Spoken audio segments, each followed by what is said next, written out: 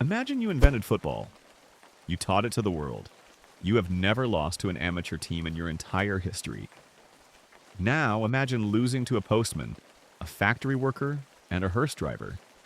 That's exactly what happened in 1950. It's the 1950 FIFA World Cup in Brazil, and for the very first time ever, England has agreed to play. They didn't think they needed to before, they invented the game. They were the game.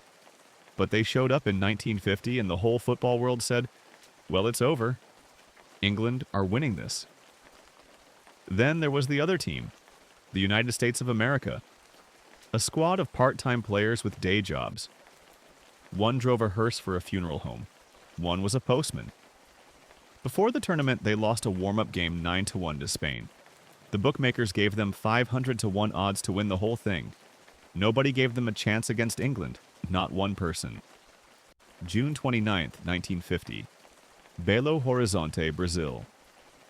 From the first whistle, England dominated. Shot after shot, chance after chance. The Americans were hanging on, defending for their lives.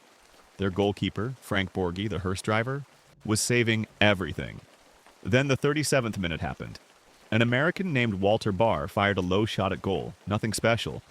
England's keeper had it covered, but then a man named Joe Gaetjens threw himself forward and got his head on the ball. It deflected, it spun, it curled into the net. The Americans didn't even know how to celebrate. They just stood there, staring at each other like, did that just happen? England pushed back hard in the second half. They hit the post. They had shots cleared off the line. They threw everything at Borghi. He stopped everything. Final whistle. USA 1. England 0. The news broke worldwide, and nobody believed it. When the score reached newspaper offices in America, editors thought it was a typo. The New York Times printed it as England 1, USA 0, because it made more sense to them.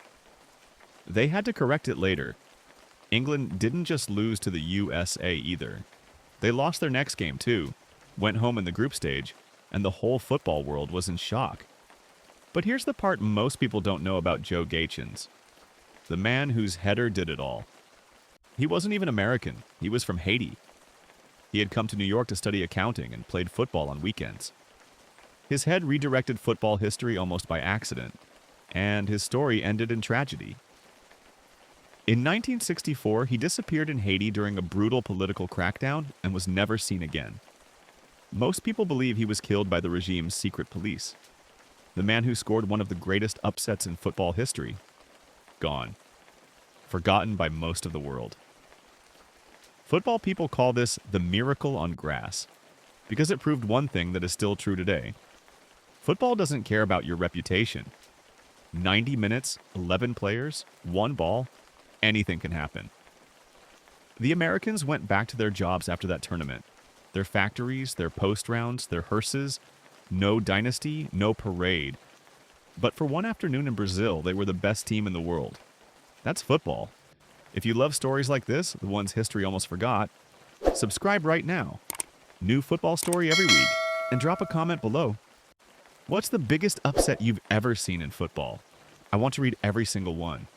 Final whistle. See you next time.